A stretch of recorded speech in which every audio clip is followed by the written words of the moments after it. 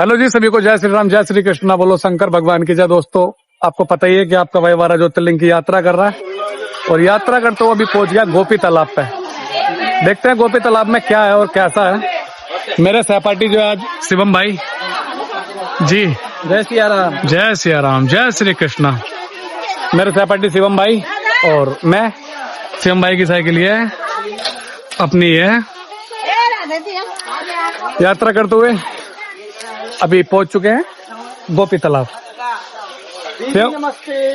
शिवम भाई कोई ऐसा आदमी होगा जो गोपी तालाब का हिस्ट्री बताएगा। ढूंढेंगे तो क्या नहीं मिलेगा। Chat GPT. मैं चैट जीपीटी से नहीं पूछना है कि लोकल पब्लिक से पूछना। चलो तो फिर चलते हैं अंदर।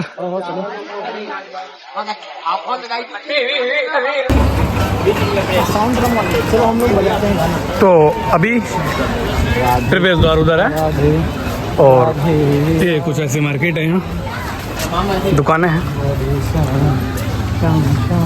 मैंने ऐसा सुना है कि भेंट द्वारिका 1 बजे बंद हो जाती हैं और 3 बजे फिर दोबारा कपाट खोलते हैं, ऐसा है। तो बाकी देखते हैं जो भी होता है। और ये रहा आपका गोपी तालाब, देख लो। कोई निर्मल भाई, बहुत जबरदस्त पानी है। साइकिल से आते हम लोग, ले तो आते। साइकिल चली जाएगी अंदर पर। छाछ पीना भैया? नहीं, छाछ तो नहीं पीना उसे। दीदी वही कहानी बता रही। बताइए प्रभु, शुरू से बताइएगा। इसमें गोपियां नहाती थी जी, और कान्हा जी ने उसका कपड़ा चुराया और अच्छा। कदम के पेड़ पे चढ़ गए। वो कदम का पेड़ किधर है? अब नहीं है, पहले अच्छा, होगा। पहला होगा। वही बात है। अच्छा अच्छा। तो इस तालाब की इतनी बुरी दुर्दशा क्यों है सर जी? तो बताए शर्म के मारे इसमें डूब गई गोपियां। ओके, अच्छा ऐसा भी हुआ था। इसका नाम एजी भाई लेकिन लोगों का मान एजी भाई बारोट है जी। इसका नाम एजी भाई बारोट। लेकिन वृंदावन में तो कुछ और कहानी है। उधर भी है, इधर भी है। इधर की बता रहे हैं सब लोग हम। लेकिन वो तो उधर बचपन की नहीं, वो तो बचपन के लिए तो वृंदावन हो गई। इसमें ऐसे हुआ था, भगवान ने 5 पांडवों को चुना था, इसमें अर्जुन जी को चुना था। ओके, कि 16,108 वीडियो नहीं होता, अच्छा, अच्छा, लगनी में नहीं पता, वीडियो से कोई बात नहीं।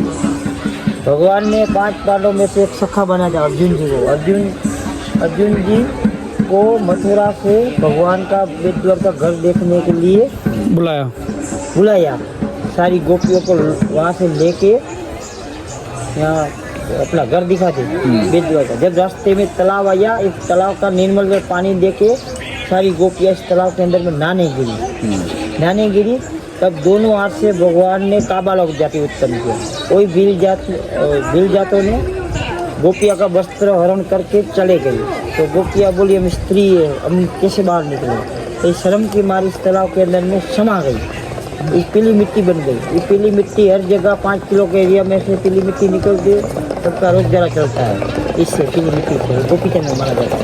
तब से कहावत बन गई, समय बला बलवान है, नहीं पुरुष के बलवान। बिलल लुटती गोप का वही अर्जुन वही पान। तो भगवान का घर है, तो भगवान की सोने की नदी है। अच्छा अच्छा। तो पानी में चला गई। तो अभी उसको ये बैठक है, इसमें लिखा है 84। जहाँ जहाँ भगवान ने स्थापना की थी, तो भगवान ने विराट के महाप्रभु जी विराट वो महाप्रभु जी चेतन थे। वो महाप्रभु जी वल्लभाचार्य थे। वो महाप्रभु जी जो कंडा का झाड़ के नीचे बैठे थे। बबूल का झाड़ है ना, कैसा, इसके नीचे विराजमान थे। हर जगह होगा, अभी नहीं है। चले जाए।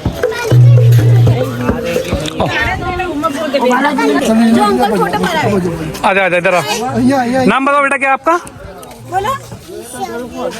निशब जैसा है, वेरी गुड। और पापा का नाम और मम्मा का और दादू का? बापा नाम बोलो।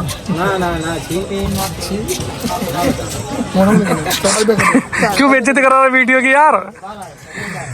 ओके ठीक, आपसे मिलकर बहुत अच्छा लगा। ये प्रवेश द्वार है मुख्य मंदिर का और 4 धाम की गवाही है, कुछ ऐसा है। तो चलो चल कर देखते हैं, दर्शन करते हैं।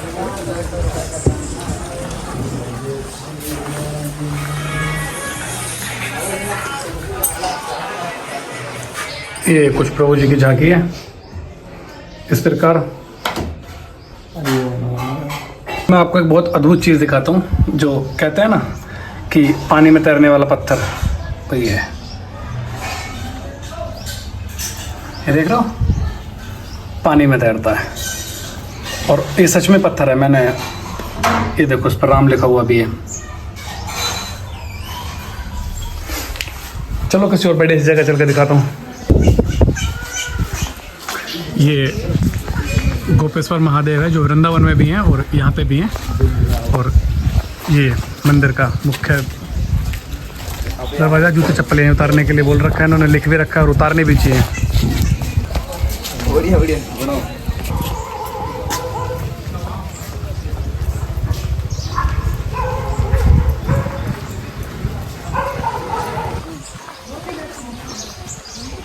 ये गोपीनाथ जी का मंदिर है और देख रहा हूँ ऐसे गाय रहती हैं और मैं दर्शन करवाता हूँ आपको। जय श्री कृष्णा, राधे राधे, राधा वल्लभ श्री हरिवंश। लेकिन मार्केट करना चाहिए। हम सनातनी है, हम छोटे होते तो भी ज्ञान होना चाहिए, हम बड़े होते तो भी ज्ञान तो होना चाहिए। बिल्कुल। तो आप बोलेंगे कि पुराना मंदिर होता है उसका विग्रह कैसा रंग का होता है, ये हमने ज्ञान नहीं होता तो कुछ हमने सनातन का कुछ धर्म के बारे में जाना नहीं, कुछ नहीं हो, हम कुछ नहीं। तो भारत के इन ब्लैक स्टेच्यू आप लोग बोलते हैं, हम श्याम विग्रह बोलते हैं। श्याम विग्रह द्वारकाधीश, भेद द्वारिका, डाकोर, श्रीनाथ जी, तिरुपति बालाजी, गोकुल मथुरा, पंढरपुर, शामलाजी, माधवपुर, तुलसी श्याम, जगन्नाथपुरी, केसरिया। और भी आप अभी तक कोई मंदिर में गए, कोई मंदिर में श्याम, वहाँ वो था, वहाँ वो लिखा था, वो लिखा, ये चर्चा नहीं करो। भगवान है ये करो। कोई आपके पास किस समय से पैसा निकाले तो उसको तुरंत दंड दो, माफ दंड दो। लेकिन अच्छा बोलना, अनेक क्षेत्रे कृतम पापम तीर्थ क्षेत्रे विनश्यति, तीर्थ क्षेत्रे कृतम पापम रजलेपो भविष्यति। बार का किया हुआ पाप जानने में अनजाने में हो जाता तो तीर्थ क्षेत्र में नष्ट होते, लेकिन तीर्थ क्षेत्र में पाप करे तो कभी नष्ट नहीं होते। अकाले मृत्यु हरणम सर्वव्याधि विनाशनम विष्णु का पादक पीतवा पुनर्जन्म न विद्यते। हे भगवान, अकाले कभी हमारा मृत्यु न हो, हमारा टेंशन, हमारा व्याधि, हमारा सभी दुख, हमारा सभी दरिद्र दूर करो और हमारा मोक्ष। वो उसको आपको नहीं, मैं उसको जो लास्ट में जा रही नो दीदी मेरे की, तो फिर भी इतना बोला तो भी सीढ़ी नहीं चढ़ी जो वो जा रही लास्ट में। रास्ते में मैं बोली कि गोपीनाथ जी का मंदिर यही है, तो गोपीनाथ जी का दर्शन कर लिया, ऐसा बोले। तो 2-3 बार बोला कि मैं गोपीनाथ जी का, आपको मैंने बता दिया कि भारत के अंदर हजारों साल पुरानी मूर्ति होगी, काला मूर्ति होता है, तो श्याम होता है, ये बात होती। तो भी उसका भाग्य देखो, इतना अच्छा बताया। इच्छा कि मैं तो सनातनी होता ही नहीं, हमने इतना मालूम नहीं होता, तो फिर भी खड़े होकर भी भगवान तक पहुंचने। यहाँ no money no tension only for, कोई पैसा की आवश्यकता नहीं, लेकिन भगवान के पास दर्शन करना ये बहुत जबरदस्त है। इतना दूर से आए हैं तो कम से कम दर्शन करना चाहिए। अरे कोई हमारे किसी में से पैसा नहीं निकालते, अरे निकालते तो हमारी ताकत छूटनी चाहिए, ये बात होती। दर्शन करना चाहिए, प्रणाम लेना चाहिए, अच्छा करो अच्छा फल कमा। अकाले मृत्यु हरणम सर्वव्याधि विनाशनम विष्णु का पादक पीतवा पुनर्जन्म न विद्यते। हे भगवान, अकाले कभी हमारा मृत्यु न हो, हमारा टेंशन, हमारा व्याधि, हमारा सभी दुख, हमारा सभी दरिद्र दूर करो और हमारा मोक्ष हो। अकाले मृत्यु हरणम सर्वव्याधि विनाशनम विष्णु का पादक पीतवा पुनर्जन्म न विद्यते। श्यामूर्ति स्वयं कला में से प्रकट हुई, यहाँ पर विराजमान है। फोटो ले सकते हैं हमारे लिए ले तो इसमें तो नहीं, अनुमति लेकर के लेने से थोड़ा सा अलग रहता है।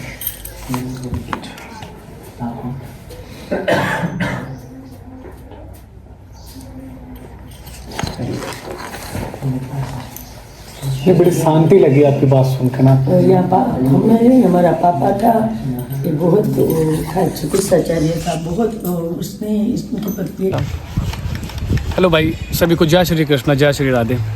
भाई मैं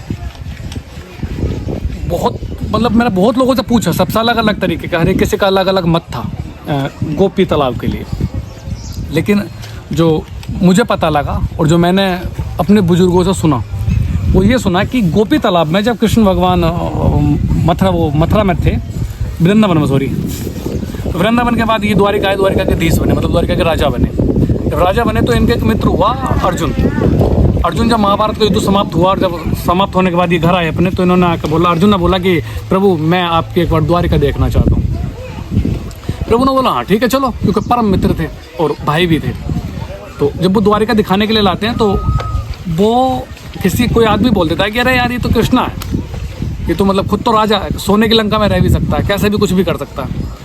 तो फिर क्या हुआ कि उन्हें ये बात पता लगी, किसी ने मतलब अर्जुन से कहा कि अरे तेरा तो दोस्त है यार राजा। अब होता है ना, जैसा तुम्हारा अगर मेरा बड़ा भाई है, मेरा बड़ा भाई डीएम बन जाए तो आदमी क्या देगा कि अरे यार ये तो डिफेंडर में घूम सकता है, क्यों? क्योंकि इसका बड़ा भाई राजा है।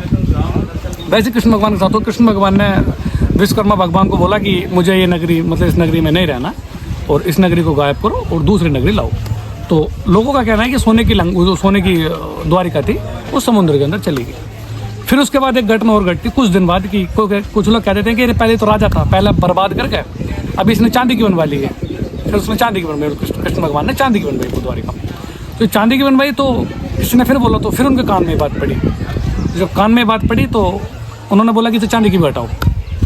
तो आपको पूरे हिंदुस्तान के अंदर, लगभग मेरा मानना है कि पूरी दुनिया के अंदर एक द्वारिकाधीश एक ऐसा मंदिर है जिसमें कोई भी एक पत्थर को काट के और एक ही रात में विश्वकर्मा भगवान ने मतलब ये बोलते हैं कि उस दिन बहुत जोर की आंधी थी और बहुत बारिश थी, समुद्र गुस्से में था, ऐसा बोलते हैं। तो विश्वकर्मा भगवान ने जब सबने देखा कि कृष्ण भगवान बाहर खड़े हैं और बारिश में बहुत ज़्यादा परेशान हो रहे हैं, तो महल बनाया जाए इनके लिए। तो जब द्वारिका बनाई तो विश्वकर्मा भगवान ने एक ही रात में वो महल बनाकर तैयार कर दिया। उसके बाद किसी ने फिर बात बना दी। तो जब वो इसे छोड़ के जा रहे थे, मतलब इस पूरी धरा को छोड़ के जा रहे थे, पृथ्वी को छोड़ के जा रहे थे, स्वर्ग से डाल रहे थे, तो वो यहाँ आए थे, जिसे गोपी तालाब बोलते हैं, गुस्से में, मतलब कि अब मुझे नहीं रहना, मैं जा रहा हूँ। तो जब वो यहाँ पे आए तो यहाँ पे उन्होंने मना कर दिया था अपनी जितनी भी गोपियाँ थी कि कोई भी गोपी मेरे पीछे पीछे नहीं आएगी। जो वो तो मना कर दिया, तो कृष्ण भगवान की जो एक वो 16,000 कुछ रानियाँ थी, उनसे रहा नहीं गया। वो जब रहा नहीं गया तो वो यहाँ पे आई थी लास्ट बार भगवान कृष्ण के साथ, जो लास्ट में मतलब उनकी जिंदगी का लास्ट जो हुआ था वो यहीं पे हुआ था। और यहीं पे गोपियों ने उन्हें लास्ट बार देखा था और उनके मतलब उनसे बातचीत करी थी। लोग बोलते कि नृत्य करा था, ये करा था, वो करा था, कपड़े चुरा कर ले गए थे। अरे भैया वो वृंदावन की है, वो बाल लीला की कहानी है, ये अभी राजा हैं। तो राजा कन्याओं के वस्त्र कैसे चुरा सकता है? थोड़ा तो कॉमन सेंस लगाओ, भगवान के लिए भी। तो भाई ये इसकी कहानी है कि यहाँ पे लास्ट बार मतलब भगवान ने गोपियों को दर्शन दिए थे, गोपियाँ मिली थी। फिर उसके बाद कभी गोपियाँ भी इसमें चली गई थी क्योंकि कृष्ण भगवान भी स्वर्ग चले गए थे। तो फिर गोपियों ने भी यहीं पे अपना मतलब इसमें डूब के कह लो या कैसे भी कह लो जान दे दी थी। तो ये इसकी कहानी है। बाकी जितने लोगों से पूछोगे सब अलग अलग तरीके की बताएगा। एक कहेगा कि अरे नहीं वो द्वारिका वो उसमें वृंदावन में भी चुराए थे कपड़े, यहाँ पे भी चुराए थे।